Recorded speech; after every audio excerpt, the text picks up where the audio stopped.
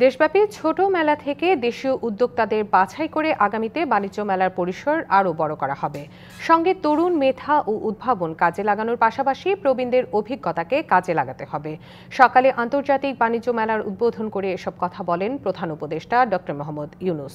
নতুন উদ্ভাবনীর মাধ্যমে রপ্তানি বাড়াতেও জোর দেন তিনি। বুধবার সকালে পূর্বাচলের বাংলাদেশ চায়না ফ্রেন্ডশিপ এক্সিবিশন সেন্টারে ২৯তম ঢাকা আন্তর্জাতিক বাণিজ্য মেলার উদ্বোধনী আয়োজন। প্রধান অতিথি অন্তর্বর্তী সরকারের প্রধান উপদেষ্টা ডক্টর মোহাম্মদ ইউনূস। বিনিয়োগ বাড়াতে সুদ সহনীয় পর্যায়ে আনবে সরকার, এমনটা জানান বাণিজ্য উপদেষ্টা। রমজানে তেল সহ অন্যান্য পণ্যের দাম কমে আসবে বলেও আশা প্রকাশ করেন তিনি। পর্যায়ক্রমে সুদ ভার সহনীয় মাত্রায় নিয়ে আসা সম্ভব হবে, যা বিনিয়োগের জন্য সহায়ক ভূমিকা পালন করবে। রমজান কেন্দ্রিক পণ্যের মূল্যস্তর স্থিতিশীল থেকে নিম্নমুখী থাকবে। আমি মনে করি তেলের দাম কমবে, ছোলার দাম কমবে, ডিম ও পেঁয়াজের দাম স্থিতিশীল থাকবে।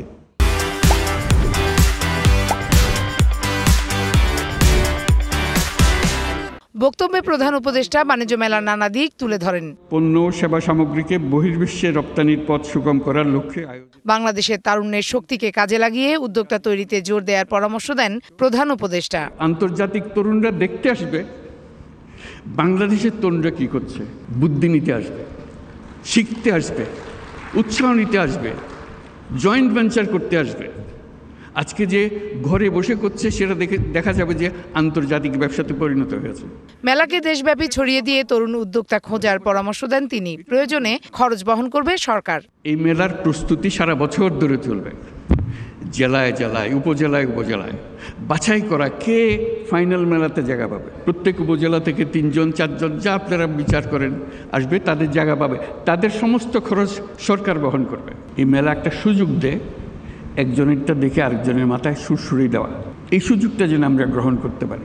মেলায় তরুণদের অংশগ্রহণ বাড়ানোর আহ্বান জানিয়ে প্রধান উপদেষ্টা বলেন, তাদের কাজের স্বীকৃতি দিয়ে মূল্যায়ন করতে হবে।